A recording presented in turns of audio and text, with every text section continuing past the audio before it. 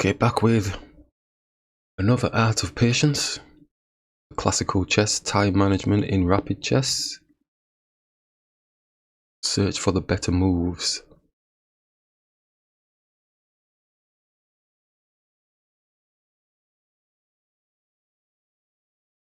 Castle. Nothing seems to be happening at the minute. Moving a bit quick. They might slow down once they've castled. I think they're just rushing to get castled.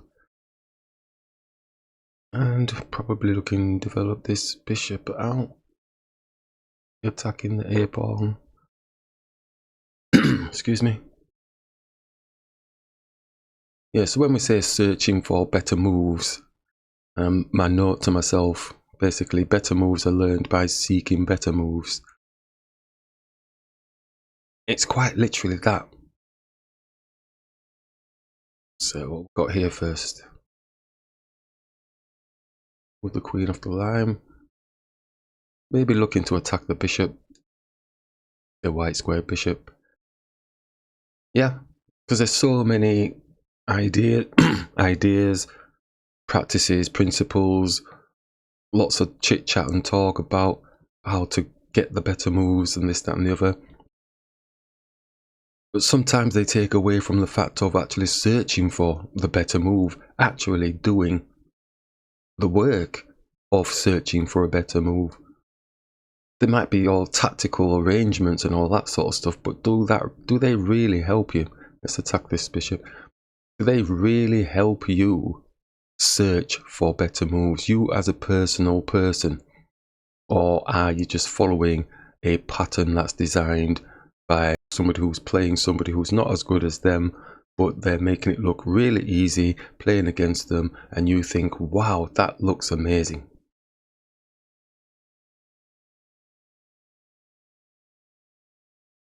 A lot of that goes on, not just within chess, you know. It's if you make it look easy and it looks skillful, let's capture, you sit there and go, wow, I wish I could move like that, I wish I could do that. But if you have a look at the underlying principles of what the person actually did and how they got to that sort of situation within themselves, within their experience, it will have been lots of trial and errors. Positions that they like, positions they don't like. They're still going to be umming and ahhing as they're going through their fancy tactical arrangements, because nothing's 100% proof until it's absolutely nailed on. So there's always uncertainty. Attacking my queen. I'm thinking it's a bit early to be attacking my queen, but my position doesn't look too strong, but it doesn't look too weak either. Bring it back. I won't be going for the cheapie taking the h-pawn type thing because he's got his bishop there and everything, so that's not going to work. His c-pawn's looking a little bit lonely, but we can't get to it. And you know my f-pawn's chomping at the bit to hit that knight. Ooh, the queen is down in front of our king. Well, we're not having any of that. Yeah, he's got his bishop, he's got his knight, he's got his queen in front of our king area. I don't think the combination works though.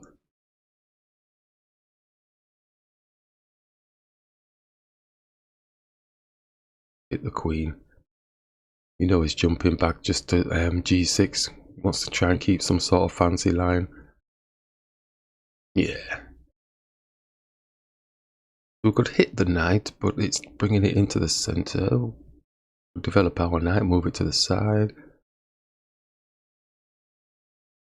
Just move the pawn. Nothing's happening there in front of our king. I can't see the continuation, unless of course he's sacrificing the knight for some strange reason. I've seen this before where they take the pawn thinking that the g-pawn can't take because the queen's got the check on, but our rook is there. But they're not doing that. Might as well hit the knight, see what it wants to do. Oh, they've gone all the way back.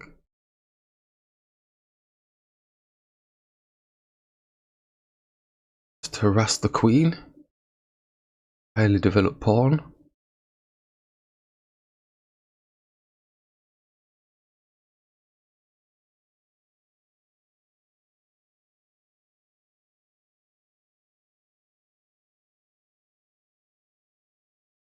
Yeah, searching for better moves.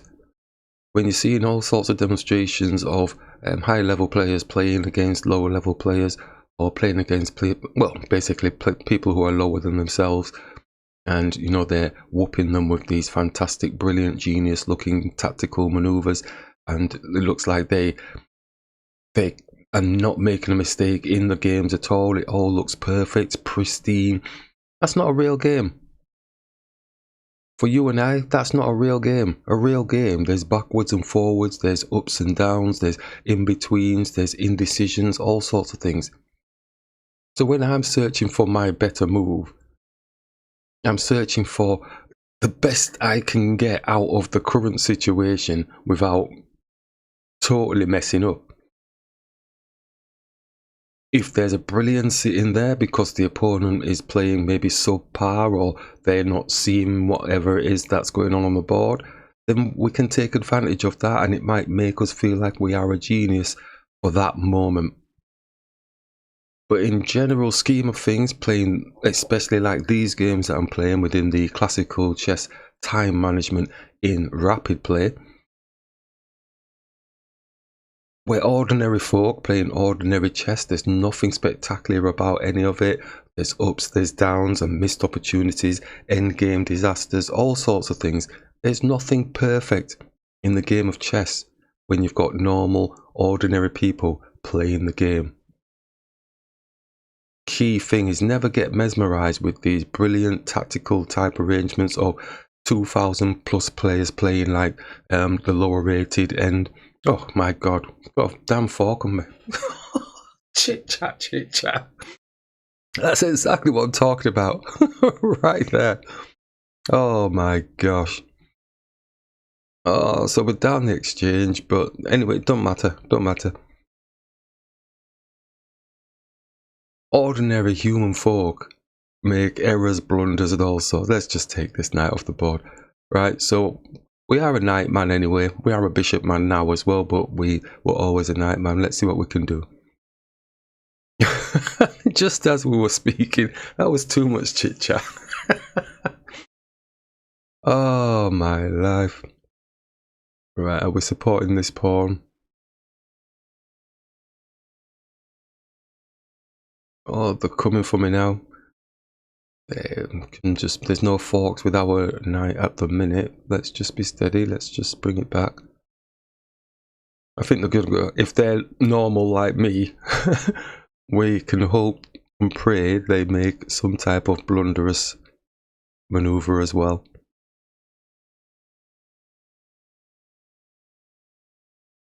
Okay, so lessons learned from the last two games. It's activating the king, isn't it? Supporting pawns, that type of thing.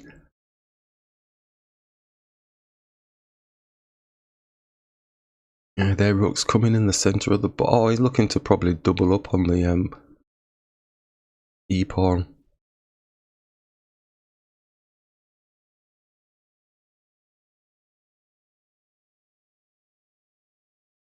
Well, we're going to give the knight a bit of an outpost to stand on.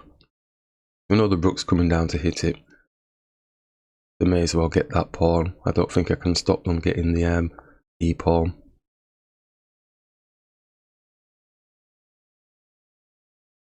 Or is there something else? Could do a c4 blocking it. That might be too much though.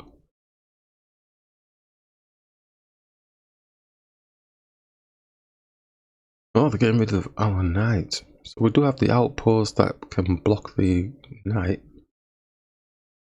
And we're attacking the pawn, although the rook is defending. We can stretch across and attack their rook.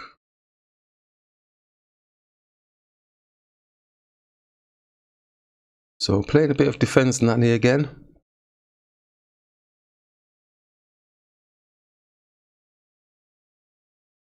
We're on the back foot. How can we turn this around? Oh, Rooks. Don't know what that is.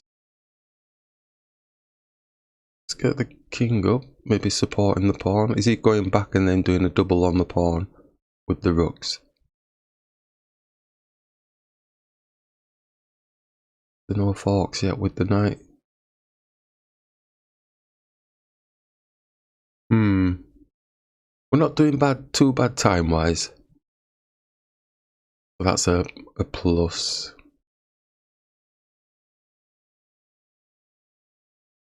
Knight's hunting a fork. Let's move this king out of the way. Do you know what? I think this player might be struggling with this endgame.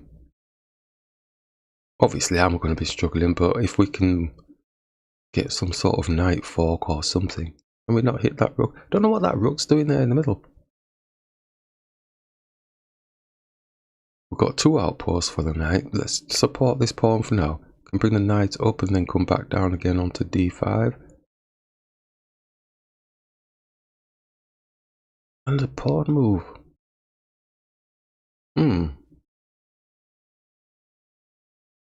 See, if we take the pawn with the knight, then his rook takes, and then we take his rook.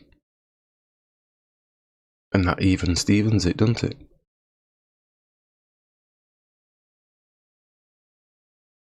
Magical mystery tour.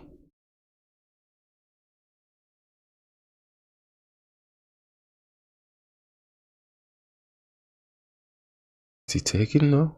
If he doesn't take, we get the rook with the knight, because we'll have a fork on the king. It's moved. Saved the knight. And he saved his rook. Attack the... Oh, do you know what? Dude.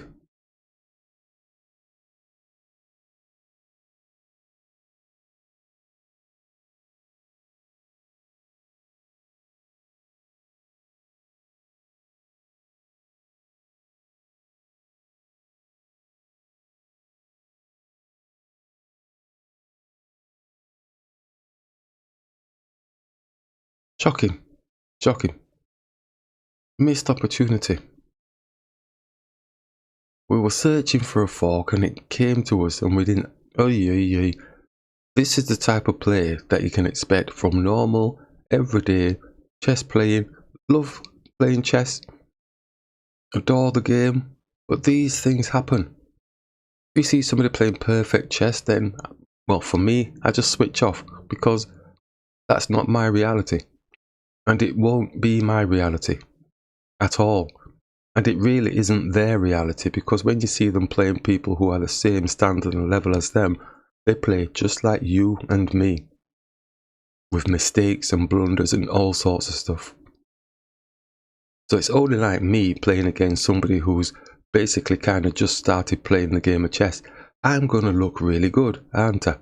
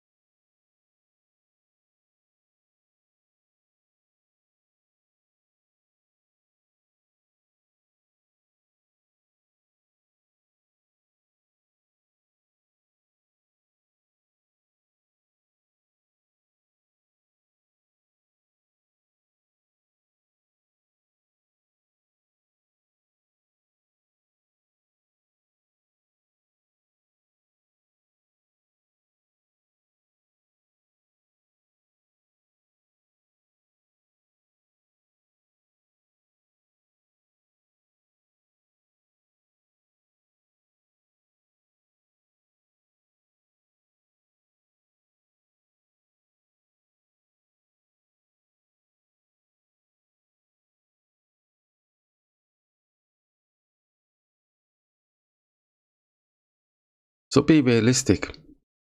The search for better moves, the search for better understanding of what you're doing in the game and the movements that you make on the board, your humanized moves, your realistic moves against the opponent who you're playing with on the board.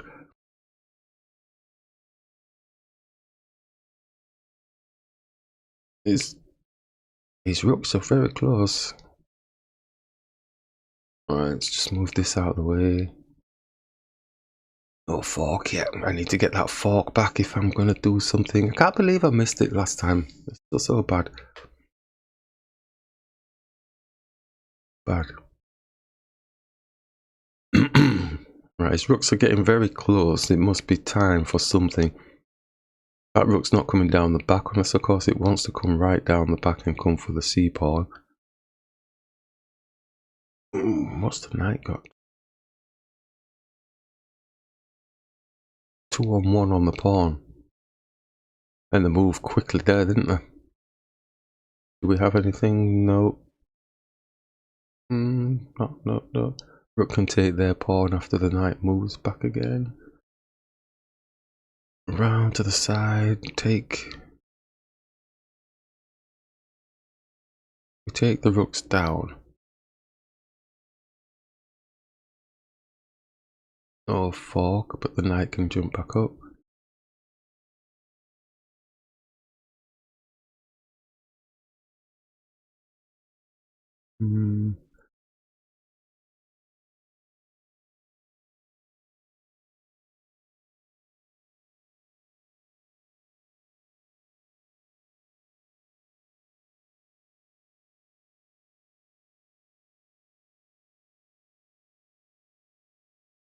Attack a higher piece.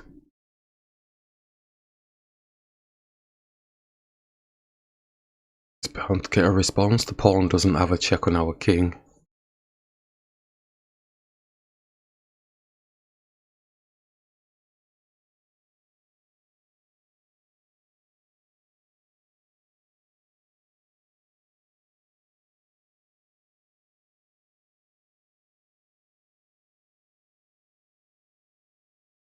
Even just taking that moment there to just try and find what I believe is a better move, a smaller piece attacking a higher piece as part of the mantra, is like a blessing, you know, playing this in the rapid game. We've got 12 minutes left as well. I think we're playing it fairly cool, calm and collected. Doesn't mean we're winning anything, we're down the exchange. But I've always said just because you're down the exchange or you're down a piece or whatever it is, don't mean you've necessarily lost the game. It depends on what the opponent does.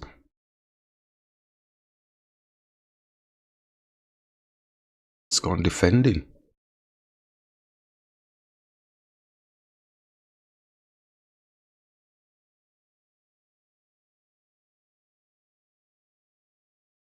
Would hit their rook with the knight, protected by our rook. Gives them something to think about. Yeah.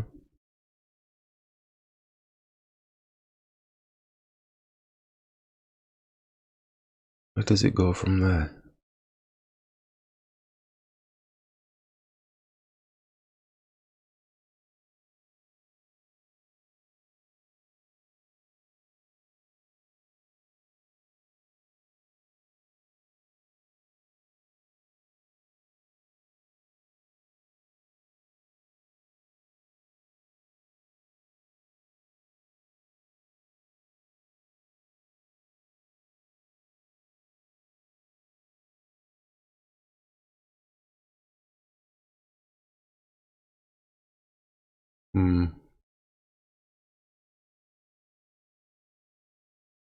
He doesn't have to do that.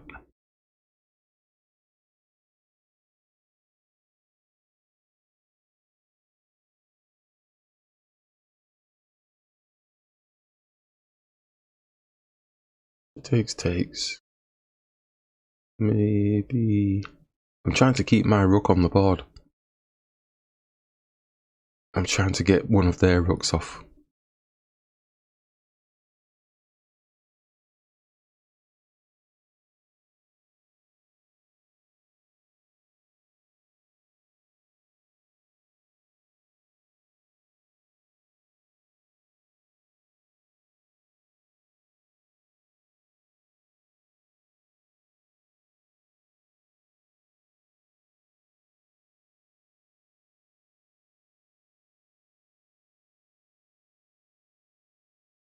Each calc seems to just make me lose the rook. I don't want to lose my rook.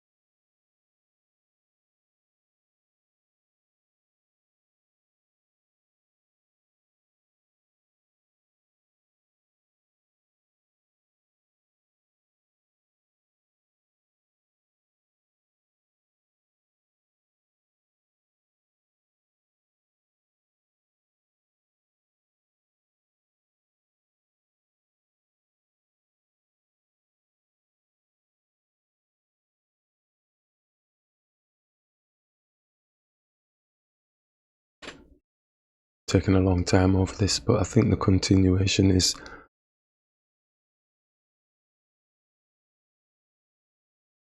we're gonna have to just go with simple.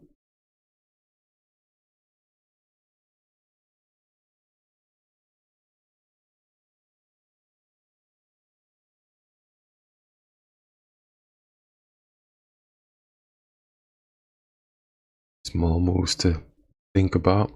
Potential.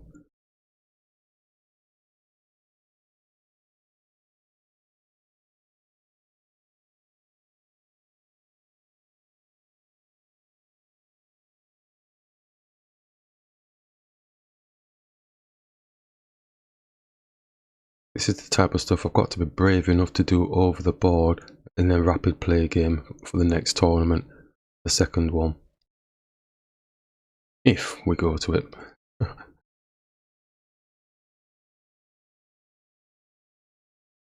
But don't want to go into long play thinking, you know, proper full classical thinking, because we'll lose out. It has got a 10-second increment in this one. But as we mentioned, I think the next one is like 25 and it's got no increment on. Really looking at taking this pawn off the board. Then the king is just going backwards, so that's no good. It might be a knight move. We take, the rook takes. I think the knight's going to have to attack this rook, but then he comes there. Don't have to do that though. Just I will have a 2-on-1 on this pawn. So we could take the pawn after he moves his, but then he's got a 2-on-1 on that, so the knight's going to have to move. And there's no magical fork at all. Rook comes there, knight comes back around. No checks on the king. It's back around. Takes the pawn, takes, and their rooks will be chomping on the king.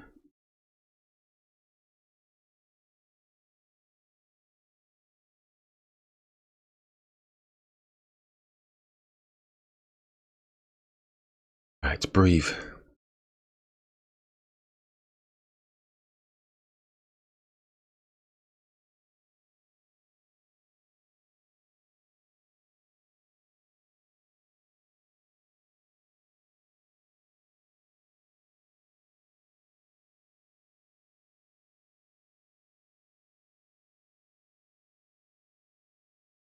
we found the answer. Because the knight is going to be protecting c3. That's the best I'm going to go with.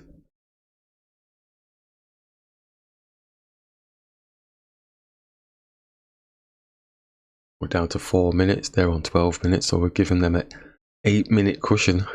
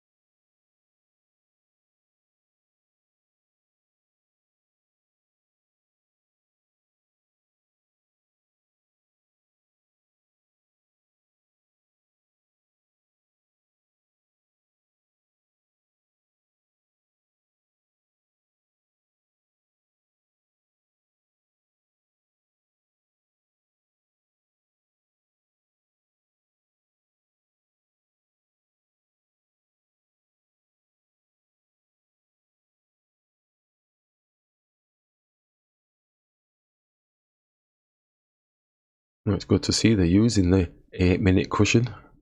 Down to 6 minutes now. Don't blame them. Take all the time you want. Also, they have actually done that move. So we reckoned on bringing the knight around, just protecting the c3 square. The pawn's going to be taken. Does that work? It does work because the rooks can't come and get the b pawn for now anyway.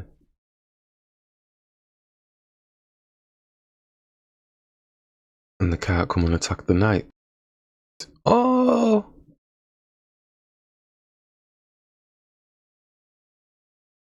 I can't believe that worked.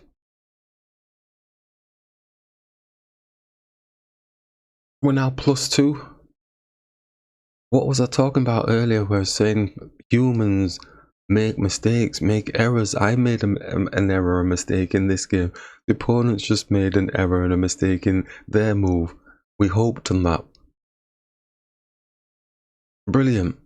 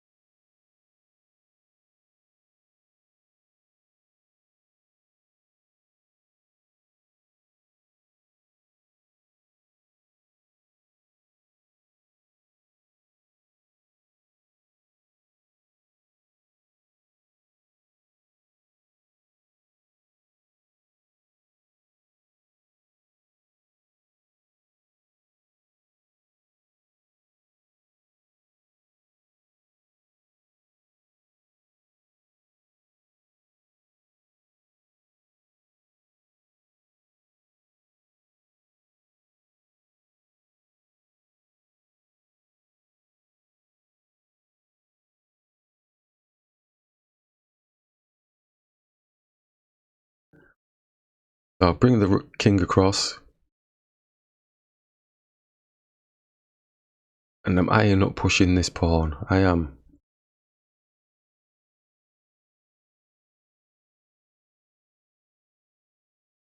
Don't really see a problem with it. We could move the king back again. No, let's push this pawn. If he pushes past, then we're going to go get a promotion.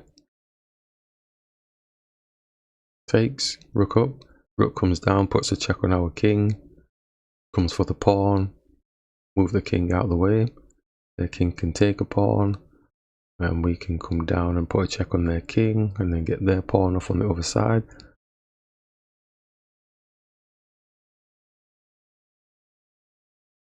A little bit scared at the minute. I think if we push the pawn now, then we'll be able to take his pawn, take with the rook. They come down, put a check on our king. Our king can move upwards centrally towards our pawns. What's he doing? Oh, he's putting a 2-on-1 on the pawn. Would attack his rook. Then he just comes down, puts a check on our king.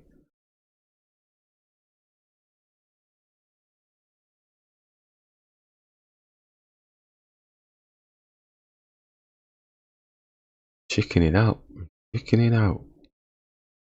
Attack him? Yeah, he's not going to do that. Or not. I'm not really thinking I'm going for a draw. I'm going to push this pawn.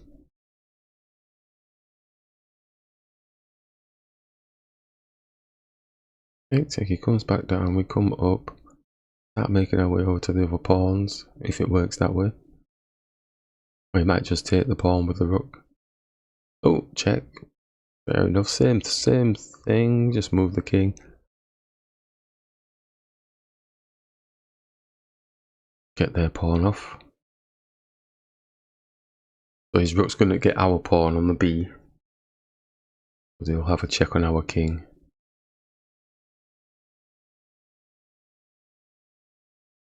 Yeah.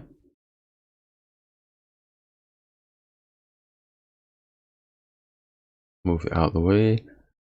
And let's see if we can do some type of pawn island type thing that we covered in, was it the first game? And can we do it right this time? Let's get the king across. Focus. Or is it not going to work out? Attack. Oh! The gold! Yet another error. That's the type of error we're talking about. That's the type of game that we expect to be playing. That's the sort of stuff you want to be seeing. Human errors, human mistakes, human blunders as part of your own chess development. Because those are the reality of things.